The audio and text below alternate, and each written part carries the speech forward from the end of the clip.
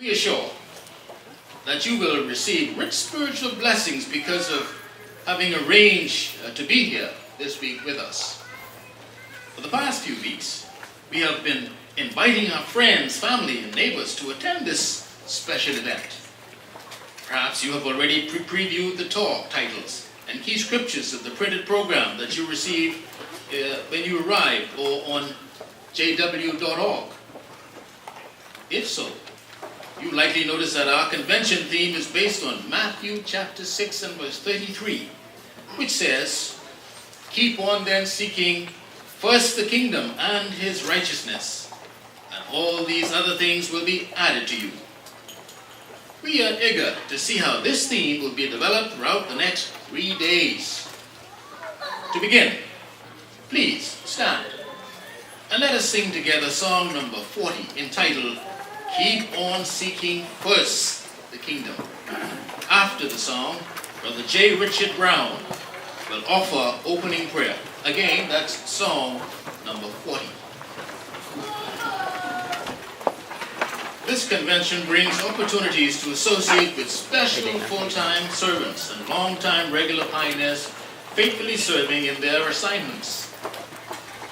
Along with our convention chairman, Brother Richie Ema, these ones will help us to appreciate the positive effects that God's kingdom has already brought about since 1914.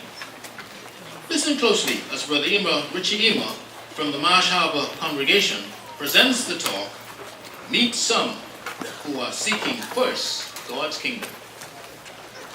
We would like to extend a warm welcome to all of you to this Keep Seeking First God's Kingdom Convention of Jehovah's Witnesses. We're happy to announce that Jehovah's organization this year has arranged for conventions to be held in many cities. And around the globe, there are cities that are welcoming delegates. There are key cities that are going to have missionaries, special full-time servants. And as our chairman also announced, we are happy to let you know that we will be tied in with the international convention that is being held in Atlanta, Georgia.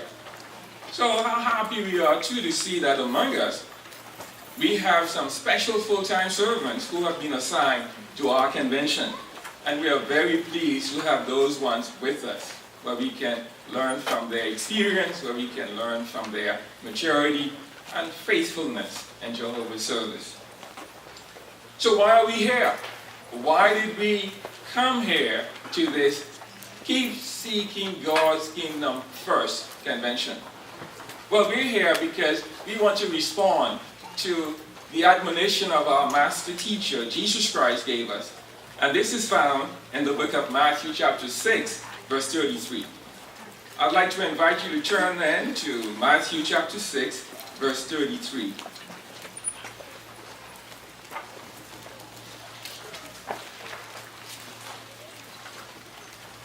In Matthew 6:33, the scriptures tell us,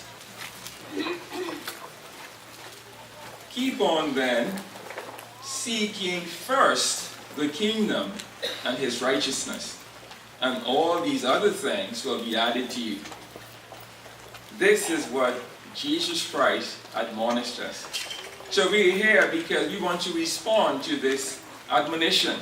We want to follow the fine direction that Jesus Christ gave us. So how can we follow first the kingdom? How can we seek first God's kingdom? Well, to do so, it means that our choices, the activities that we engage in, our pattern of life, all of these things must show that the kingdom is more important to us than anything else. And that's why we're here. And you know, for all those who have come under the influence of Jehovah's kingdom, all of us who are loyal subjects of that kingdom, this year, 2014, is a landmark year. So why do we say so? Well, as you know, the kingdom has been ruling from heaven for 100 years. Could you imagine? We are 100 years into God's kingdom, ruling from heaven. Can you imagine the excitement that was in heaven when the kingdom was born? Under inspiration, the Apostle John penned those words for us in Revelation chapter 12, verse 1 and 2. And I'd like you to go with me to Revelation chapter 12, verse 1 and 2. And let's see how it was described, how the birth of God's kingdom in heaven was described here first. In Revelation chapter 12, verses 1 and 2, it says, "Then a great sign was seen in heaven. A woman was arrayed with the sun, and the moon was beneath her feet. And on her head was a crown of 12 stars, and she was pregnant. And she was crying out in her pain and in her agony to give birth." This is quite exciting. This is amazing to see that for the first time there was a woman in heaven. But of course, who is this woman? Well, she's not a literal woman. She's a symbol. But what does she represent? Well, as we go through God's Word, the Bible, we find out that many a time a woman in the Bible can symbolize an organization. In fact, it talks about the number 12 here. And this usually helps us to identify that there's a completeness here that we are talking about in an organizational setting. So this woman is an organization. But which organization? What is the heavenly organization? It's Jehovah's spirit organization of the heavenly angels, the heavenly creatures. So this woman, who is she? Well, in verse 5 that we're going to read later, it talks about this son that this woman was going to give birth to was claimed by Jehovah. So Jehovah, as he claims the son, tells us that he is the owner of that woman. Yes, the woman is Jehovah's wife. Yeah, the woman represents God's universal organization of spirit creatures. And this organization acts as Jehovah's wife, both in serving him and in producing offspring. But did you also notice that in verse 2 it says that the woman was crying out in her pains, in her agony to give birth? Why? Well, labor pains signify the work, the hard labor that comes into play for this historic event. So Jehovah's organization worked very hard. There was a hard work needed to produce this most important event. But there were opposers. In fact, if we were to open the Bible now to Revelation 12, verse 3, here's how it reads. It says, "Another sign was seen in heaven. Look, a great fiery colored dragon was with 7 heads and 10 horns, and on its heads 7 diadems. And its tail drags a third of the stars of heaven, and it hurled them down to the earth. And the dragon kept standing before the woman who was about to give birth, so that when she did give birth, it might devour her child." So the dragon stood in staunch opposition to the woman. And who is the dragon? Well, it's none other than Satan, the devil.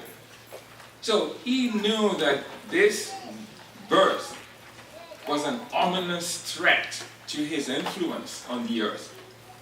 So it was about to do away with that child.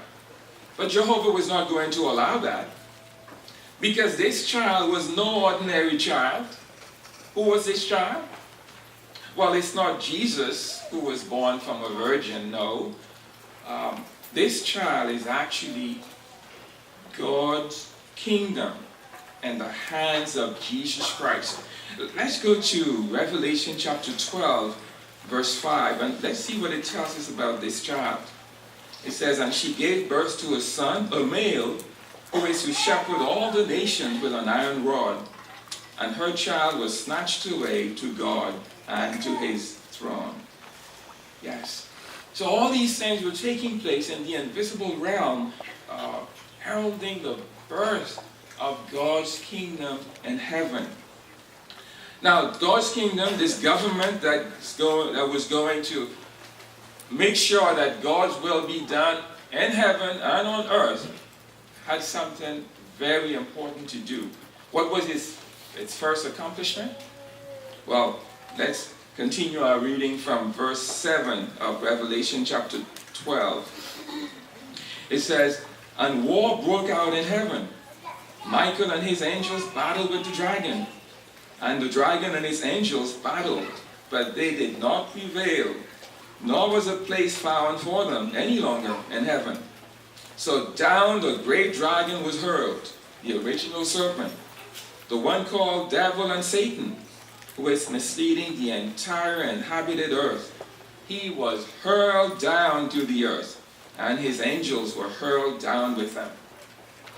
I heard a loud voice in heaven say, 'Now have come to pass the salvation and the power and the kingdom of our God and the authority of his Christ, because the accuser of our brothers has been hurled down, who accuses them day and night before our God.'" What momentous event. So no longer was Satan allowed to roam about in heaven. He was evicted. He was ejected from heaven. And you know, his being cast down to the earth was a way of Jesus moving toward that final crushing of the serpent. So God's kingdom is established in heaven. We are 100 years into the rule of this heavenly kingdom. Satan has been cast down to the earth. So what effect has this had on us? When Jesus was on earth and answering the question of his disciples as to how would they recognize the time of the end, how would they recognize that they are entering into the time that would help them to realize that God's kingdom is established in heaven. Do you recall Jesus' answer? In Matthew chapter 24, Luke chapter 21, Mark chapter 13, Jesus gave a composite sign. Yeah, it was a multifaceted sign to help his disciples and all his future followers to recognize that there were to be momentous events that were to take place on earth. And do you recall what Jesus talked about? He talked of wars, rumors of wars, pestilences, illnesses, diseases. He talked about earthquakes, disasters. Are all these prophecies being fulfilled right now on the earth? Well, as eager, diligent Bible students that you are, you no doubt have not only studied about the sign, but you have experienced it.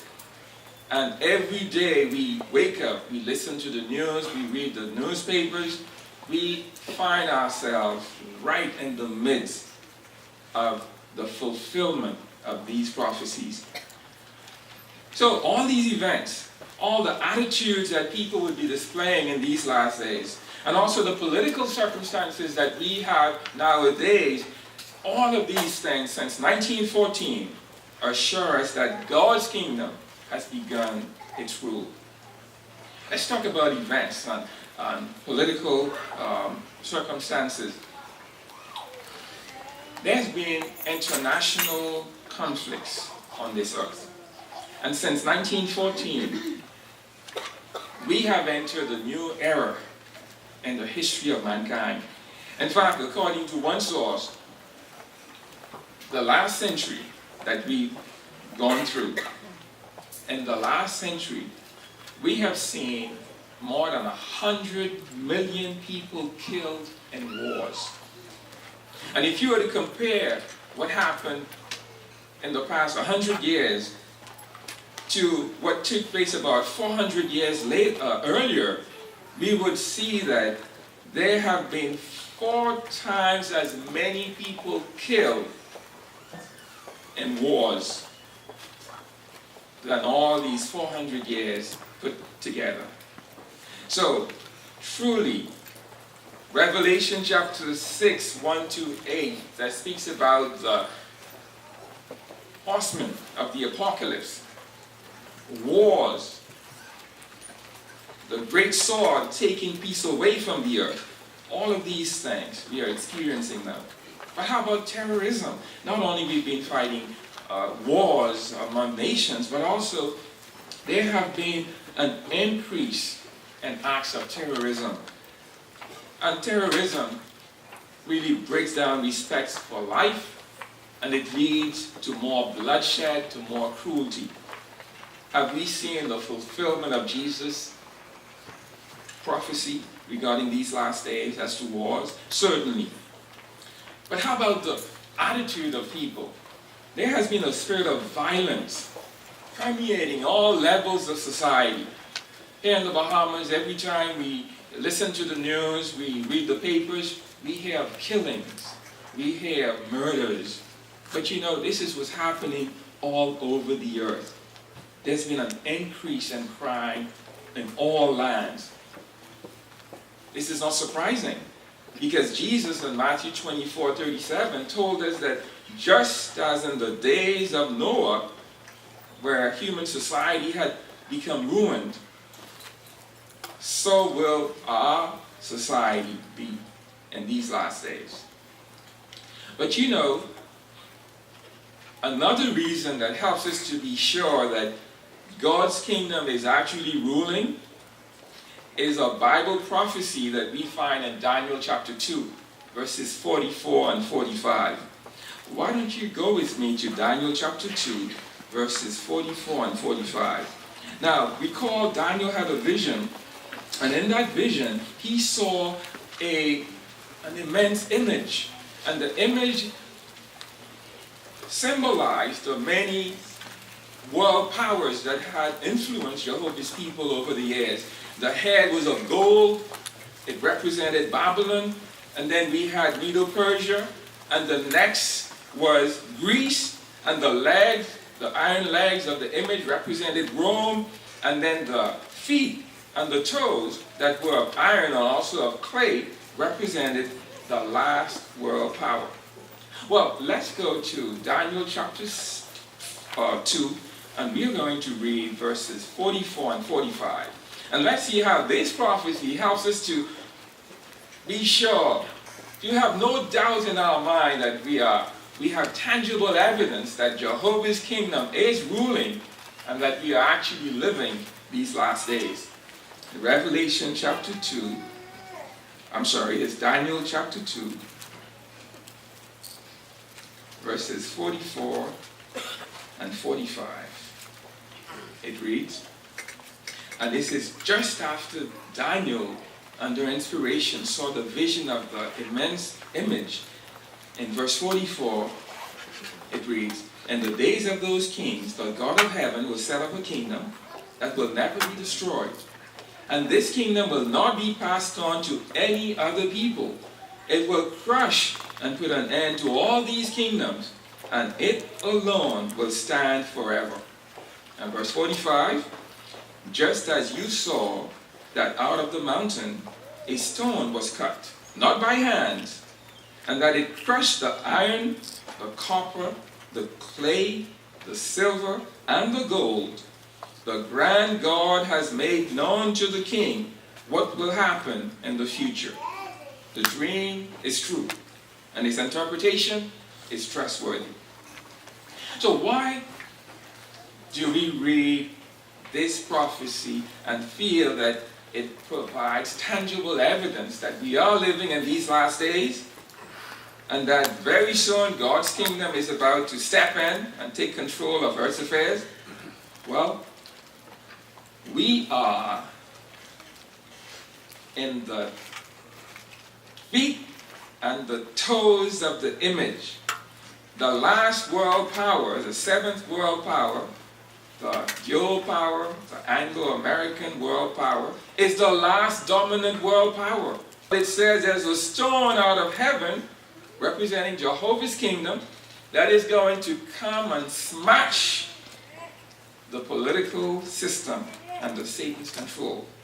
So we know today's dominant world power is the one that will be the last, yes, the last one right before God's kingdom destroys all human governments. So all these signs, all these events, all what we see in the attitude of the people today, that helps us to see that our era has been characterized by all these things, and our era is unique in human history. And this is the one that will see the fulfillment of all these other prophecies regarding the end.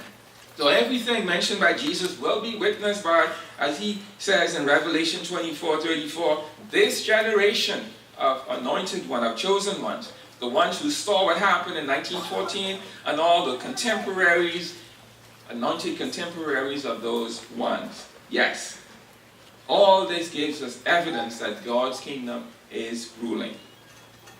But has there been positive effects on the earth from the establishment of God's kingdom? Certainly. You know, the mere fact that you are here, taking in instruction from Jehovah, the mere fact that we know that in Atlanta, there are thousands of our brothers and sisters in all these other conventions around the earth. People all over the earth are being gathered, they're being collected to become loyal subjects of Jehovah. Shows that Jehovah's kingdom is ruling. There's a nation on the earth that is loyal to Jehovah's kingdom. And we constitute a brotherhood, and we now number over 8 million. What tangible evidence that we have that God's kingdom is ruling. And this is such a positive effect, to have people who have put aside their differences and have united under God's kingdom. And you know, the other positive effect of God's kingdom ruling in heaven is that Jehovah's kingdom has provided an educational system. Human governments work very hard to educate their citizens. But we have an education that excels all other forms of education. Why do we say that? Because the education we receive has been very effective in transforming us and helping us to put aside our faults, to put aside our weaknesses, to keep working at them in order to become acceptable to Jehovah. So this education that we've received has not only helped us to transform the mind, but also the heart. Truly, we are a blessed people in that we are benefiting from this divine education. And the kingdom also has made brought about other blessings, and that the kingdom administers superior laws, and these laws transcend differences in race, culture, and language. And this is very clear to us. Whenever a disaster strikes, wherever it happens in the world, Jehovah's people rally to the rescue of their brothers. And this has been possible because we are governed by superior laws. John chapter 13, 34 and 35 talks about the law of love. Yes, millions today are showing faith in God's kingdom. And they do so by centering their lives on doing Jehovah's will. Would you like to learn more about some of these individuals who have accepted the kingdom as a reality in their lives and who are trying very much to make the kingdom the center of their lives? Well, this morning, we're happy to have the privilege to interview a few of these brothers and sisters who have proved by their conduct that not only they believe in God's kingdom, but also that they are supporting it. So we have with us a few missionaries, a few special full-time servants, Bethelites, long-time pioneers, and we're going to ask them a few questions. Let's see what we can learn from them that will help us too to follow their example and keep seeking first God's kingdom. So first of all, we're going to ask Sister Farrington. Sister Farrington, Barbara Farrington, is a regular pioneer in the Marsh Harbor congregation and has been serving as such for a few decades. Sister Farrington, why do you feel that it has been wise to seek first the kingdom? Well, I recognize the tragedies that life can bring. You can become sidetracked, waver in faith or even despair. And our next interviewee is Sister Brown from Brooklyn Bethel. Sister Brown, why do you feel that was the wise thing to seek first God's kingdom? Well, when you observe the course of action of other people who have not done that and see how much futility and frustration there is, then you know without a doubt that seeking and putting God's kingdom first is the wise course of action. It's the course that brings happiness, that helps you to cope with whatever situations come up, and it's just the right thing to do. How about you, Brother Brown? Yes, when you see the course that humans have taken, it's obvious that Satan, the devil, has many traps. He wants to catch you up in something to take your time and attention so that you do not focus it on God's kingdom. Thank you. And Brother Christopher Stout. You know, I reflect on the words from Peter to Jesus when he raised the question and Peter was answering. He said to him in John 6:68, Lord, whom shall we go away to? You have sayings of everlasting life. So for me, seeking first the kingdom has been life-changing, and I'm convinced that it is the best pursuit that we can have. And I look forward to the time when God's kingdom is taking full control of earth's affairs and the eternal blessings to follow. So I personally could not have made a more wise decision. There's no question that the kingdom is ruling, and I fully support it. Oh, thank you. But we know the whole world is geared towards seeking other things. The world thinks that other pursuits are more important. But what has helped you to seek first the kingdom? Let's start with Sister Farrington first. Well, taking full advantage of the provisions Jehovah provide. For example, you have meetings, we have the ministry, we have personal Bible study, we have family worship, we have Jehovah's Holy Spirit, and last of all, prayer. What has helped you, Sister? Well, following the program of spiritual education that we receive has helped me, because in spite of whatever might be happening outside of our lives or around us, when we have this to focus on, we have our meetings, we have our field service, we have the people that we're helping to learn about Jehovah. All of this centers us in such a way that it keeps us from being distracted by the things of the world that are frustrating and causing such futility in the lives of others. Brother Brown, we know you've been at this for many decades. What has helped you? Please tell us.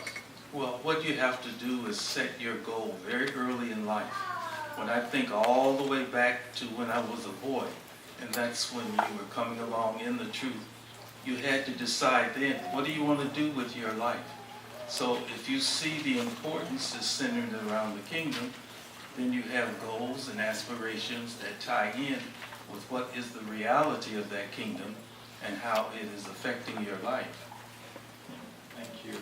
Brother Stubbs, can you tell us what has helped you to seek first the kingdom? Well, for me, personally, I remember when I first heard the words of 1 Corinthians 15:58, having plenty to do in the work of the Lord, that really penetrated my heart. And I wanted to do the best I can.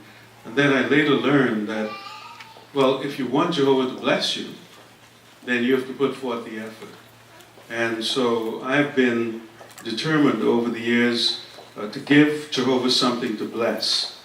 And that's really helped me to keep putting kingdom interests first. Certainly, thank you. So we talked about all the efforts you put forth. Now, has there been blessing? What blessings have you enjoyed? Sister Farrington.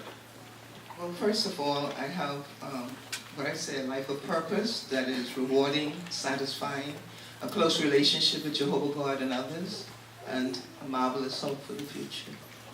Thank you. Sister Brown. Well, being in the truth, we are a part of a worldwide brotherhood. And when we say brotherhood, it's not just a word, but it's individuals that we know from all different parts of the world who are likewise serving Jehovah. And that's one of the blessings, that's one of the wonderful things about being in the truth that you receive. As time goes on, it gets bigger, and it brings you more and more joy. Also the joy of helping other persons to learn the truth, to learn about Jehovah. Being at Bethel, we have our work there, and we're constantly reminded that the work that we do there is helping the worldwide work, so that it's the reason that people can come into the truth in other places in the most remote parts of the earth because of what we're doing there. So that gives me a good reason for being there, for doing that work, and makes me happy in doing it. How about you, Brother Brown? Well, I think it is important that we all continue to see what are we going to do with our life. In other words, are we going to allow Satan to get us trapped in some scheme that he is promoting, or are we going to break free to do God's will? Well, of course, it was my choice to move right ahead doing Jehovah's will. And even though we thought then, as we do now, that the end could be tomorrow or the next day, with no idea that it was going to go on for decades, and as we said right here in your discourse, it's been 100 years since the kingdom has been set up in the heavens. But still, we do not change in what our goal and direction is.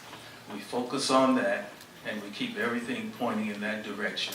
And we're ready to put other things off so as to pursue the kingdom interest first. Brother Stubbs.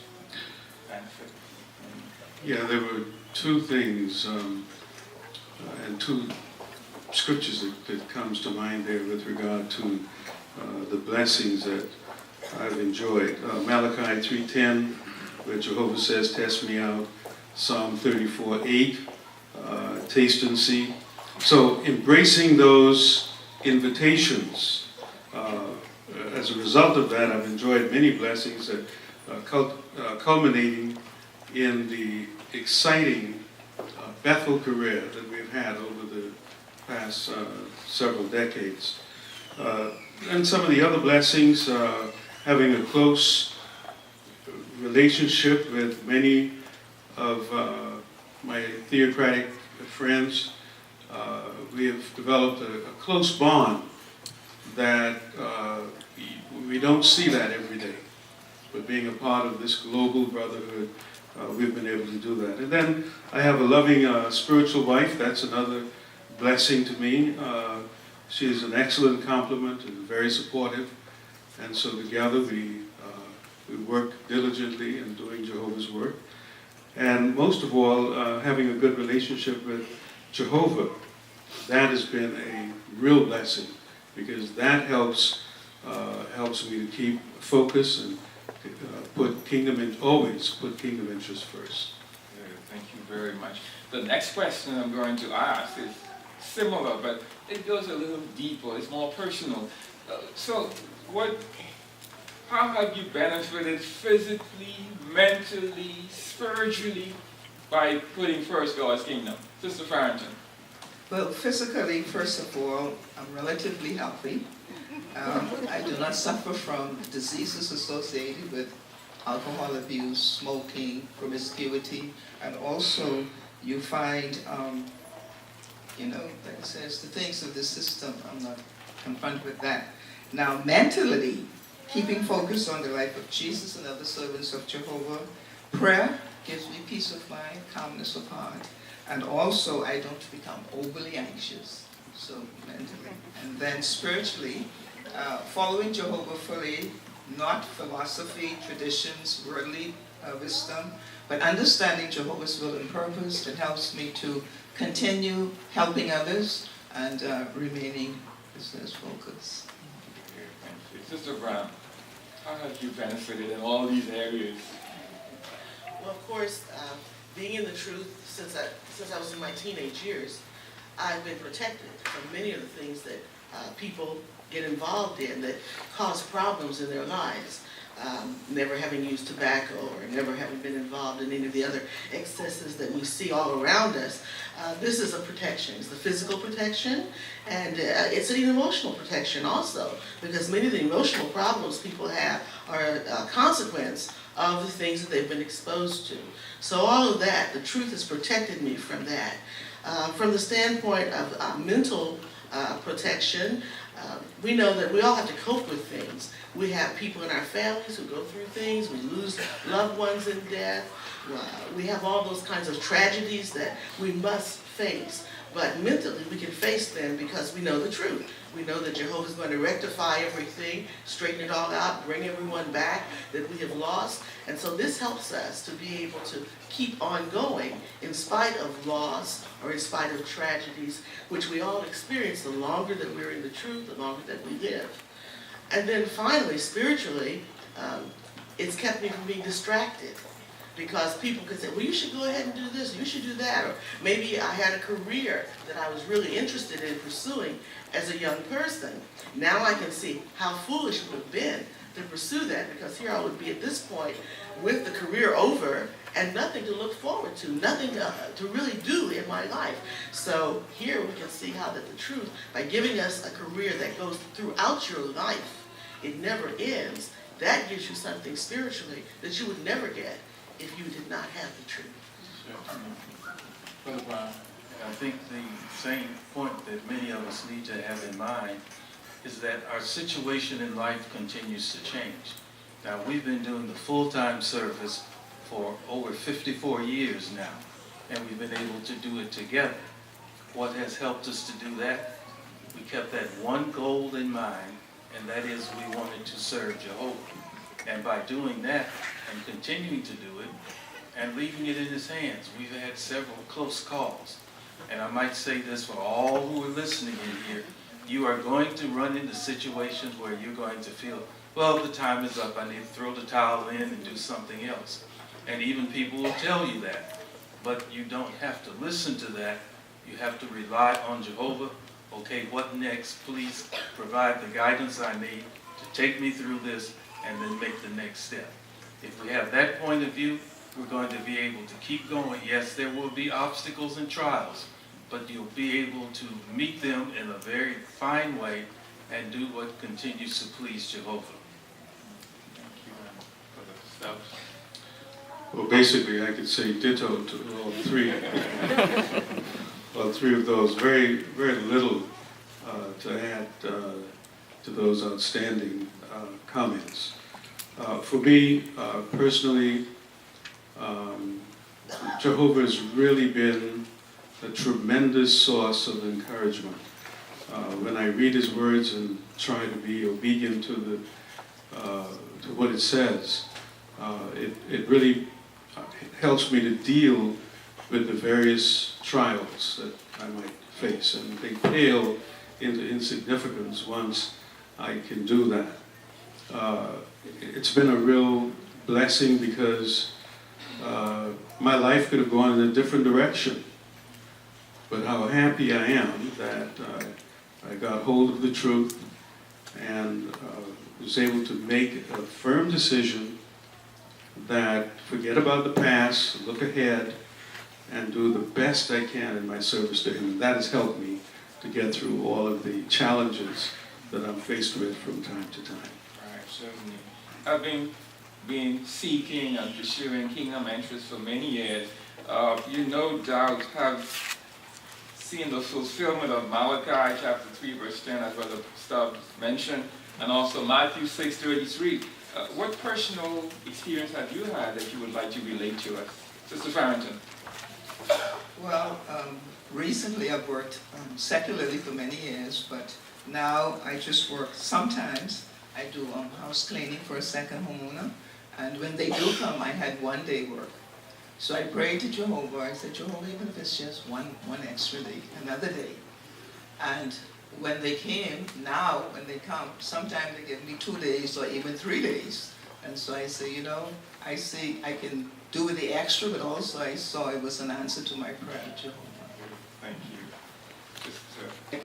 I was just in my last year of high school, and I had planned to go to Oberlin Conservatory And my family had plans for me in that way.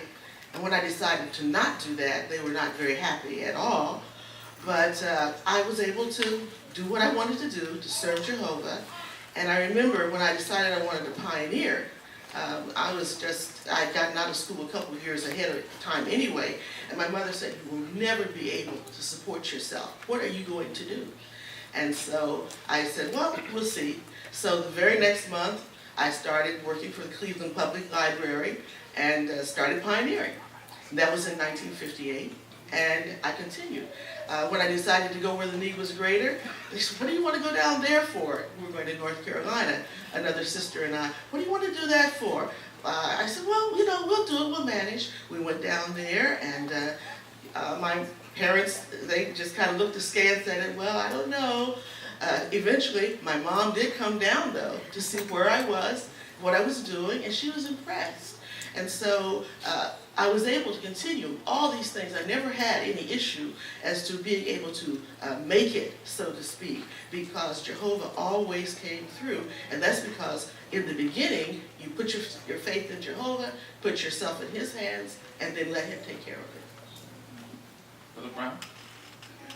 I think we need to really appreciate what it means to seek the kingdom first. You walk into the bank one morning, and then you approach the teller and you stand in line, and then when you look up, no one is in front of you. Well, that's what first means. It means ahead of everything else. Everything else is behind you. And so when you have that point of view, that I'm moving on from this position, I'm in first place already, and I'm going to move from here in my service to Jehovah.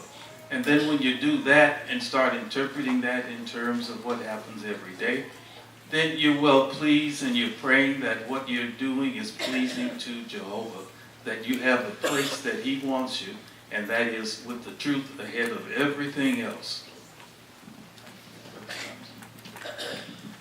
Well, I recall back, in terms of the experience, I recall back in the 60s when I first started pioneering. And at that time, well, shortly thereafter, probably about a year and a half or so, I had to come off the pioneer list because I had an addition to the family. And we said that, well, when that last child got to the age to be able to care for itself, 18, 19 or so, that I would get back. And so over those years, that was my goal, continuing to keep kingdom interests first. And so when she turned 18, graduated from high school, we both started pioneering together. And we knocked on our first door together. We went to pioneer school together. So that was really a beautiful time for us as a family, all four of us, regular pioneered together for some time. And so all of that was a result of really trying to keep kingdom interests first and foremost in our minds. And as a result of that, well, we're here today talking about it. Now, briefly, this is the last question for you, brothers. How have you sensed the protection afforded by Jehovah's Kingdom arrangement? Meetings, convention assemblies provide what we need at the proper time. So being obedient have protected me from the snares of the devil, even in the field ministry, because sometimes there's violence and people into drugs and things. But even in territory, I told my pioneer partner, I said, Jehovah have to protect us because of the things that are happening. Thank you. Sister Brown. Well, being at Bethel for the past 30 years, and then before that we were in New York City in traveling work for 10 years before that. We've been in the New York environment for basically the last 40 years. And many persons think of New York as a dangerous place. Think of all kinds of things that will happen and so forth and so on. But we have never had anything happen in the field or in the course of going to meetings or things of that nature in the city of New York. And we worked in all the areas. We had a circuit in Harlem, we worked in Bedford-Stuyvesant, we worked in all parts of the city, and yet never did anything happen. Obviously, Jehovah is protecting you if you're in places where things happen to people all the time and nothing ever happens to you, and you're secure in what you're doing. And that's one of the things that, ways that you sense Jehovah's protection. And you don't have fear, because you know you can do your work, do what you have to do, and that Jehovah will be there to protect you. Brother Brown? Yes, that was very good. And of course, you know that Jehovah is going to direct you the way to go. We've had loving brothers and sisters who told us the things to do that would enable us to carry out that assignment faithfully.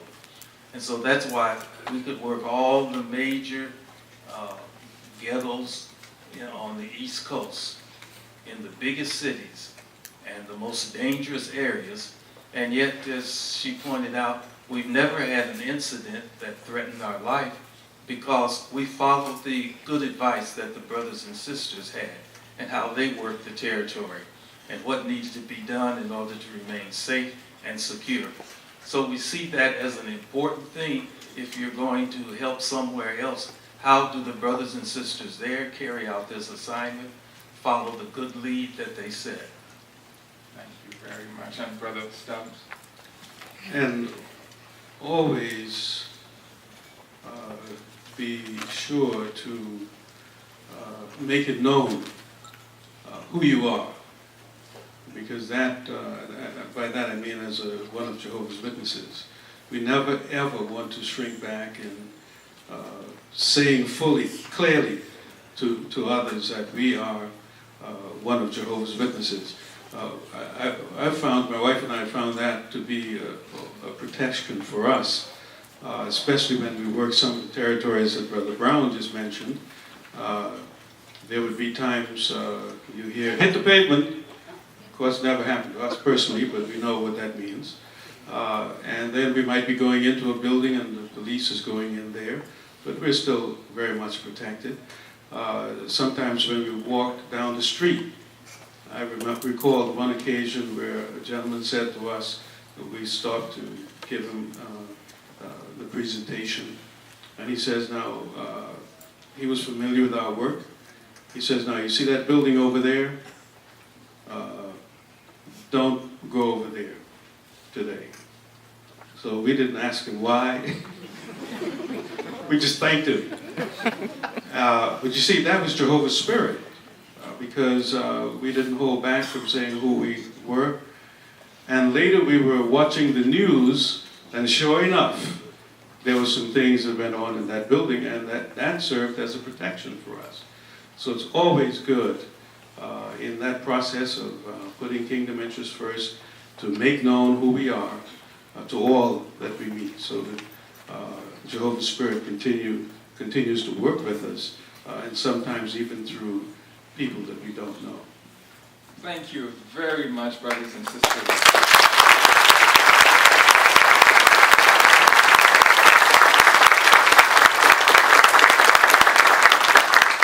So it was certainly good to meet those who have been supporting kingdom interests and who are making the kingdom the center of their lives. So as we read God's Word, the Bible, we see that Jehovah inspired Bible writers to employ vivid word pictures that give us a clear view of what the kingdom is, of what the kingdom does. And we read about a royal priesthood. We read about new heavens. We read about this stone cut out of a mountain that's going to crush the image. So all these things help us to see that Jehovah is going to use the kingdom in such a marvelous way and a powerful way to bring about blessings to all of us. Yes, the kingdom is an expression of Jehovah's universal sovereignty. This is a powerful entity that Jesus urged us to keep seeking first ahead of all other things. May this convention strengthen our determination to show that we are continuously seeking first God's kingdom